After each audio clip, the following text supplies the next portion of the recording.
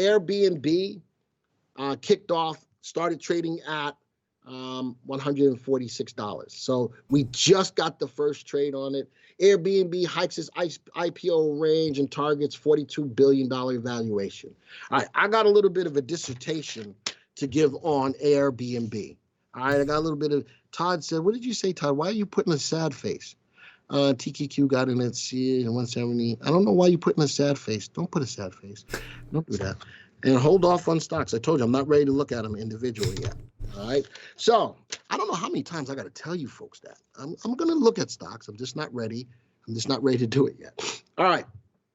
Airbnb. Let me give you, how many people have noticed that IPOs are just being priced out into the stratosphere? Type of me in the room.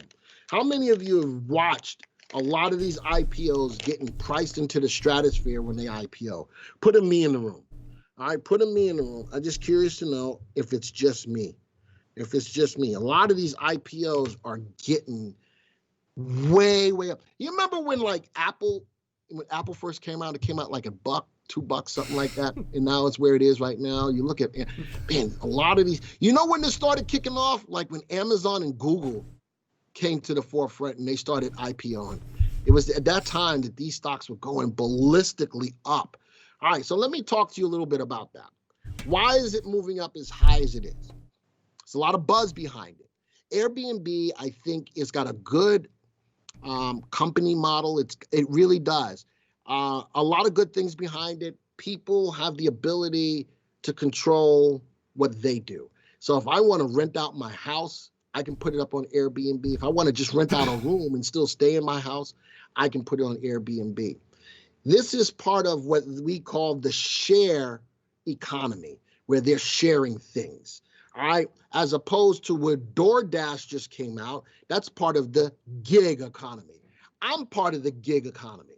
I'm a DJ. And when I go out and do a gig, I get paid for my gigs, all right? So I'm part of the gig economy, but in the gig economy, it takes a lot of work. DoorDash, it takes a lot of work to be running your car around, to be delivering Clayton a whole bunch of food all day long. Specifically me and Joey, because we're big boys. So we get and order that stuff, but there's a lot of work that comes out behind that.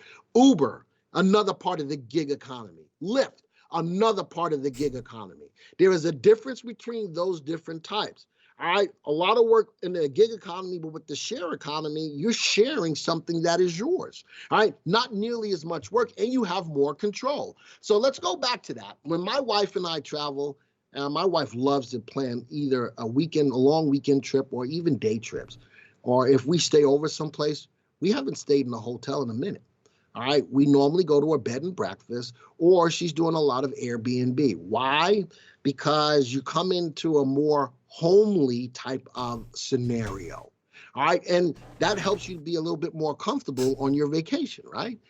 In a house. Well, we went up to Tennessee, and we're going back up to Tennessee again. Yes, we're going up to Tennessee again this weekend for about a day and a half. That's all. I don't care. I love Tennessee, but we got us an Airbnb in downtown Gatlinburg. All right, so we got us a condo in Gatlinburg, and you know, it's got a kitchen and it's got the whole 9 yards. But you know what happens?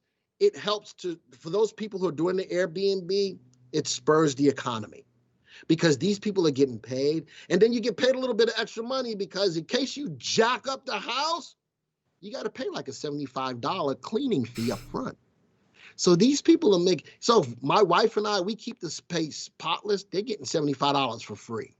They're getting $75 for free. But if Clayton goes and he has that wild party, they're going to have to spend probably $150 to clean up what Clayton did. All right, so it is what it is. But it spurs the economy. Now people can bring on a company under their house to generate income and put it back into the economy.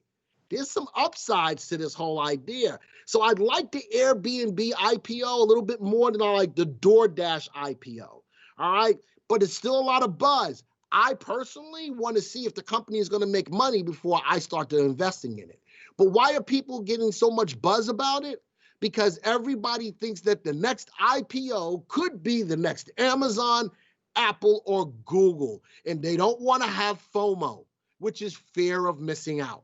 So that's why these prices for these IPOs have escalated to the point that they are, because nobody knows when the next Apple, Amazon, or Google is coming out. Let that sink in a little bit, folks. Now, I'm not an economist by any way, shape, form, or fashion. I'm just looking at what I see. And that makes sense. Let's go look at where these are. There's Airbnb. There's Dash. Airbnb, again, just started trading. They started trading at 146. All right, they started trading at 146. Right now, it's at, man, 157. Wait, what? What? Oh, that's the value. Where did it start?